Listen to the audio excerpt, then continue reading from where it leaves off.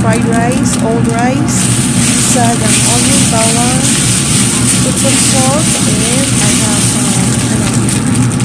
pwede siya corned beef, whatever your available leftover. So I'm gonna put some egg and sili. Siling na bilhin sa farmer's market. I'm gonna chop it there and mix it up. Minsan yung ganyan, kulang pa yun sa akin. So I'm gonna add more chili. Kasi siya, this is not that spicy. It's medyo siya na nagkaanghang.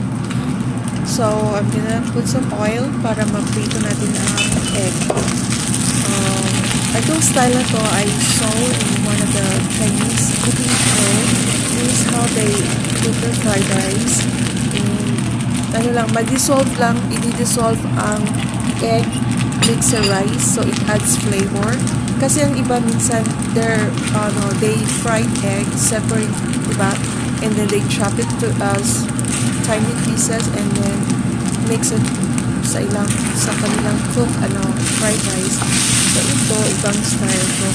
And if you don't like a chunk of egg, yun, pwede ito ang style. And i-mix ko siya. I'm gonna cook this longer than usual kasi gusto kong may dukot. I'm not sure if you guys understand me. Yung dumidikit na umiitim. Yun, pinag-awayan ko at ng sister ko yun when we were younger. Nung nagdudong mother ko kasi gusto namin yung dukot. Help me out guys.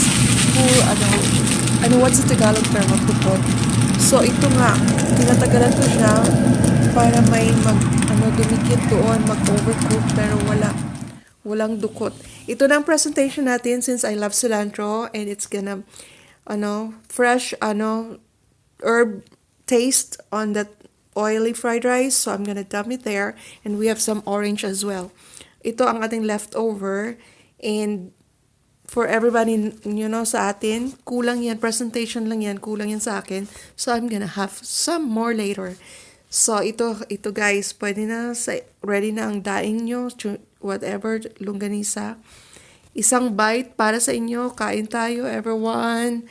And sa mga ayaw sa sili, pwede niyang hindi lagyan ng sili.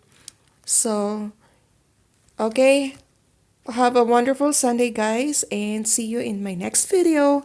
Bye!